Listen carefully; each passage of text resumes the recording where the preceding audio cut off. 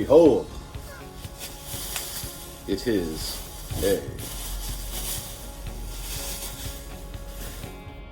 Alec Steele Ethan Harty forging hammer, 2.5 pound. Awesome. I'm starting a bit of a hammer collection, as you can see over here. The last episode was the hammer rack from Ken's Custom Iron. So I have a functional forge hammer from Colin Fung. That was like one of my first ones. Now I've got an Alec Steele Ethan Harty. I have a few that I've made. This is my Viking hammer. It's got like Viking ruin symbols on it, little leather strap on it. It's got my touch mark on it. So I kind of want like just one unique hammer from a lot of different hammer makers. Two Harty touch marks, two Alec Steele touch marks, two. It's like one of those coins, like a penny, that got double stamped. This truly is one of a kind now. I don't think he's going to touch mark both sides. Could be wrong, could happen again. Could be a thing, but as far as my knowledge goes, he only touch marks the one side. So this is double touch marked. Super unique. Now, what am I going to forge with this? Well, I think I'm going to fire up the cold forge here, and which is a, it's all cleaned up, chain link knife. This thing is also very, very sharp. Ridiculous. It's got the grind texture for looks. I left the forged texture on the spine, copper pin in the center, and it has the Kydex sheath. Pops right in there like that. Grab the grinder, and I'm going to cut one of these links off and heat it up, straighten it out.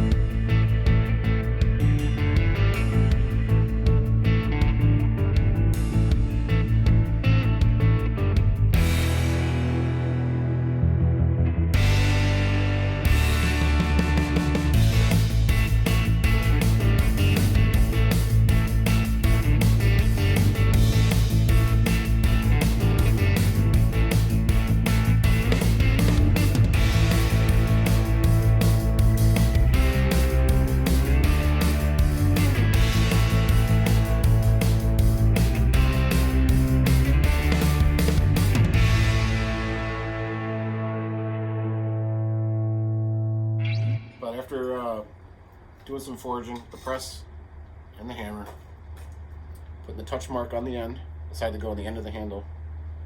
Got the rough knife shape, kept the spine pretty thick, blade's pretty thin.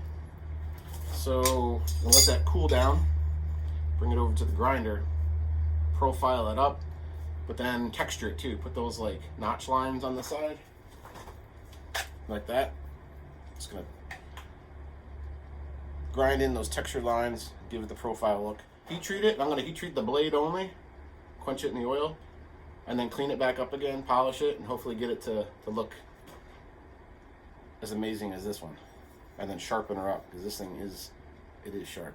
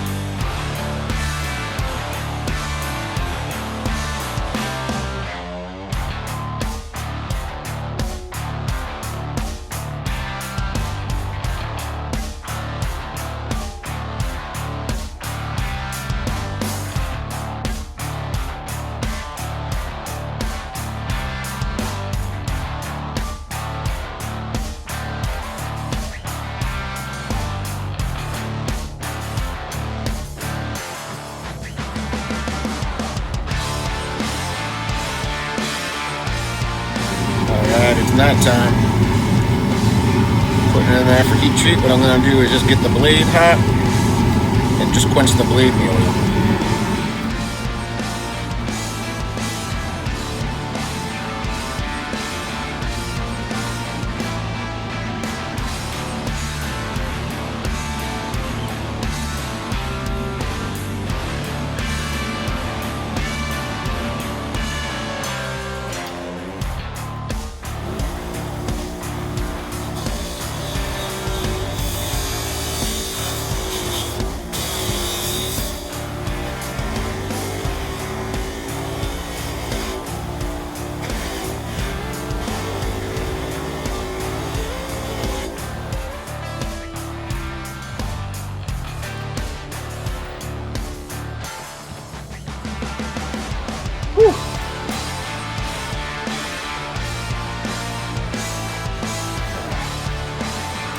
So,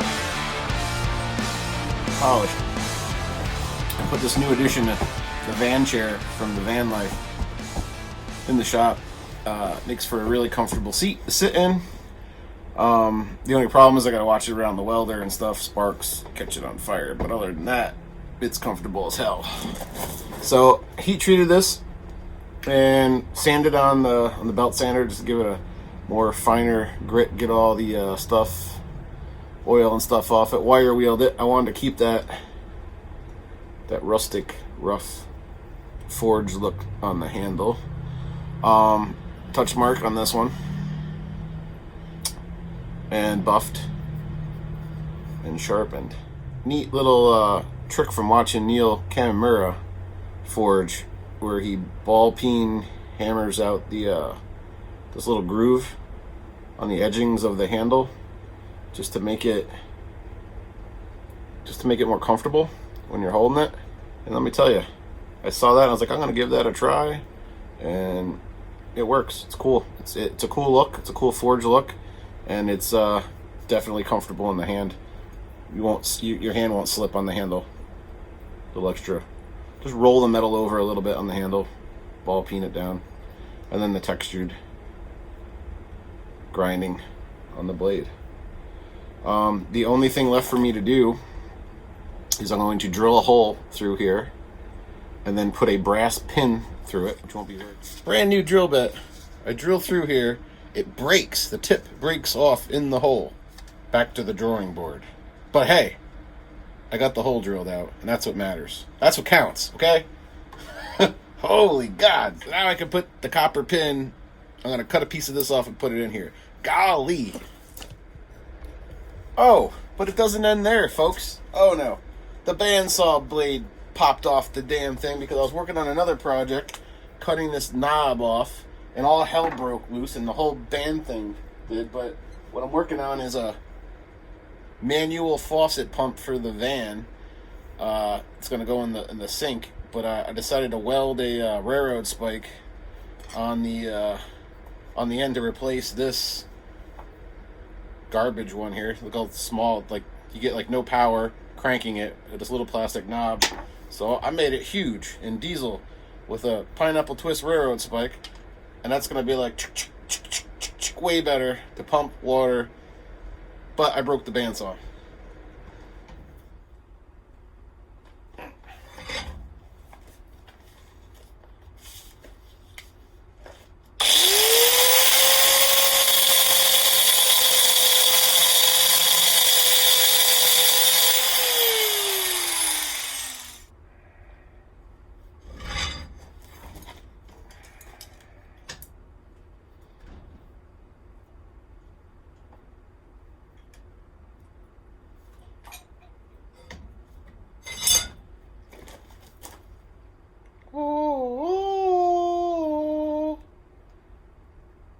Got it. I got the little copper pin and put it in the hole there. And then we're just going to peen it and then grind the excess off and peen it some more.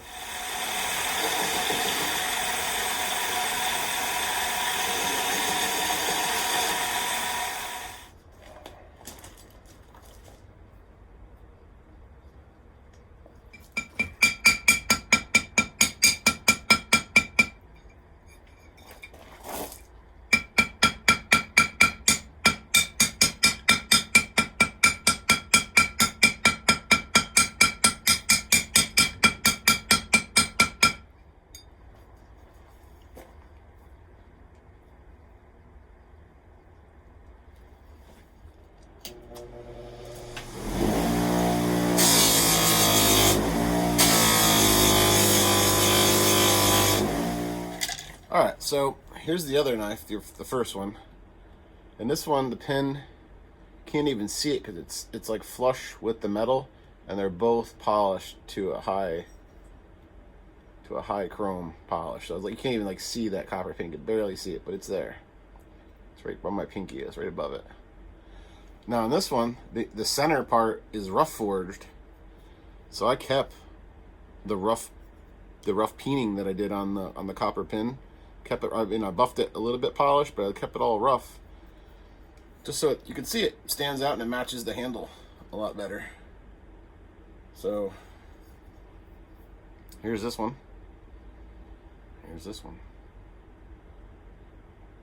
2 chain link solid metal knives with little copper pin accents. This one's touch mark, totally different. It's got a little bit of a forged out section on the handle that I was inspired by to do from seeing Neil Camera's knives. And then this one right here. It's like a matching set of chain link knives.